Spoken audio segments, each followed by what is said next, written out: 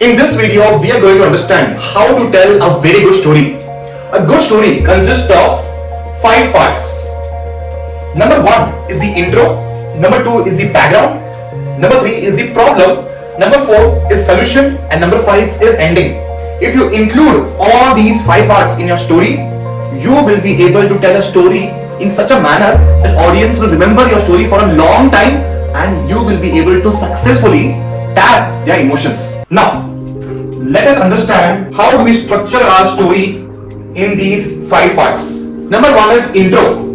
In the intro, you need to answer 3 questions in the beginning itself. Number 1, why should the audience listen to you? Number 2, what exactly are they going to feel by the end of the story? And number 3, what exactly are they going to learn from your story? People are busy, their attention span is very low. You need to give them a reason to listen to you. Once you answer these 3 questions, audience have become curious. Now they pay attention to you from the beginning itself. Number 2 is the background. In the background, you need to mention the timeline. When did this incident take place? Number 2, the place where this incident take place, and you need to explain them the situation, what exactly was happening. That is situation.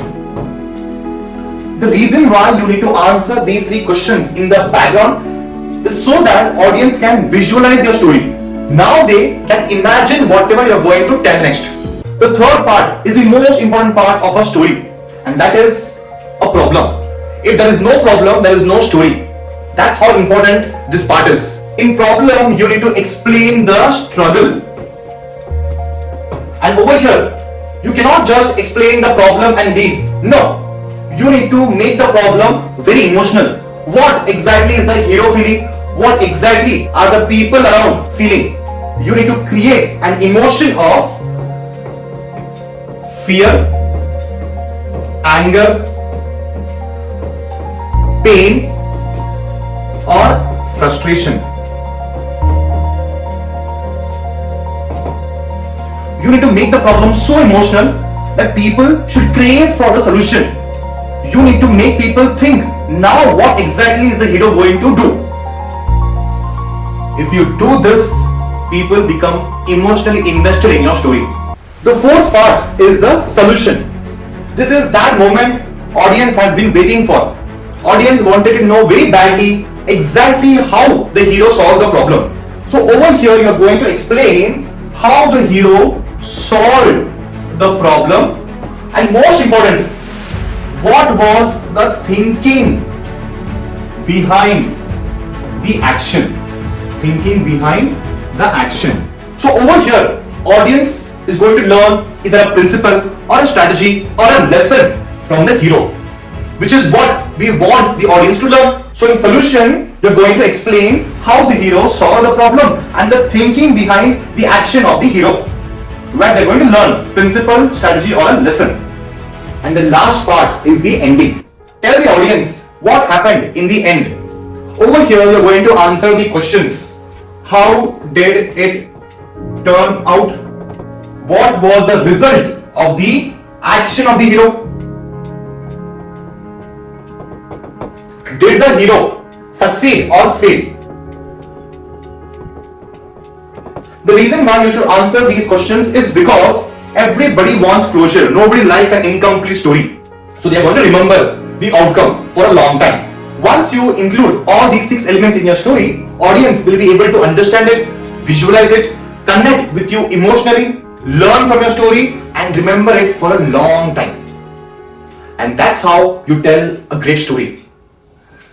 Now that we have understood all these 6 elements, let us actually execute and see if it really works or not. The story that I am about to tell you is a very emotional, heartbreaking one. It can even traumatize you, but by the end, you will realize what it takes to be a great leader. This story dates back to 1948 in South Africa, where the blacks were the majority and the whites were the minority. Yet there was a strange system in place where whites discriminated against the blacks. You won't believe blacks were not allowed to vote. Blacks and whites had separate schools, separate buses, separate beaches, separate places to live, even separate hospitals and toilets. Now, can you imagine yourself to live in a nation where you are not allowed to vote your own leader? You are not allowed to choose freely where you want to live.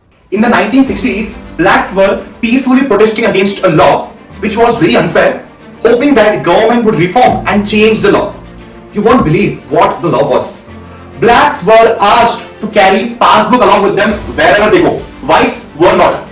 Now, this is not the problem. The problem was, if you are a black and if you don't have a passbook, you could be fined, you could be arrested, you could be sent to prison. While this law was not applicable to whites. Can you imagine this? Millions of black people were arrested simply because they did not have a passbook. Whites were not required to have the passbook, only blacks were required to have one. People lived in fear. If you don't have the passbook, you will be sent to jail. And that is why thousands of people peacefully protested, leaving their passbooks at home. And you won't believe what happened next. It will be very shocking. Police opened fire, 69 people died, 200 were injured badly. Some lost their arms, some lost their legs. Why? Because they did not have a document called passbook. It is your nation.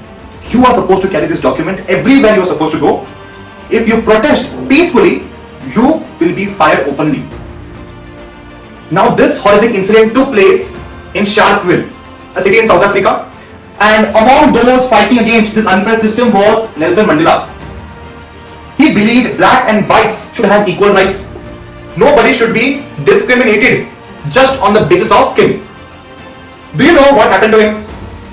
Just because he fought against an unfair law, just because he protested against the incident that took place in Sharpeville, he was sentenced to prison for 27 years.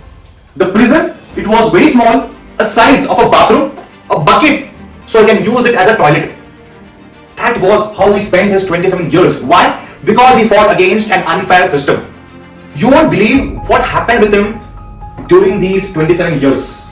His mother died, his two sons died, and he was not allowed to attend even their funeral. That was how horrific his life was. Now, during these 27 years, Nelson Mandela studied the behavior of people. He studied why whites were acting the way they were. And then he realized, whites being the minority, they were afraid somewhere that if we give equal voting rights to blacks, they will try to overpower us. They will try to exploit us. And that is why whites were acting the way they were. Then, in 1994, after spending 27 years in prison, he was elected as the first black president of South Africa. Back then, because of the international pressure, South African government was forced to remove all the unfair laws. Now you are the most powerful person in this country. You suffered for decades. Your people suffered for decades. Now what will you do? Most people would take revenge. But Nelson Mandela took a different path. He chose to forgive everyone. He urged blacks and whites to trust each other and work together. Then only the nation will start to grow. Now, why did I tell you this story? If you want power, respect and influence, you need to stop thinking about yourself. Nelson Mandela spent 27 years in prison. But when he came out, he could have taken a revenge. Instead, he acted what was best for South Africa, and that is why millions of people trusted him. And when people trust you, they willingly follow you. And that is how you gain power, respect and influence. I used all these 5 components to tell you the story, and see how beautifully it worked. That's all from my side. Thank you so much for watching. I will see you in the next one.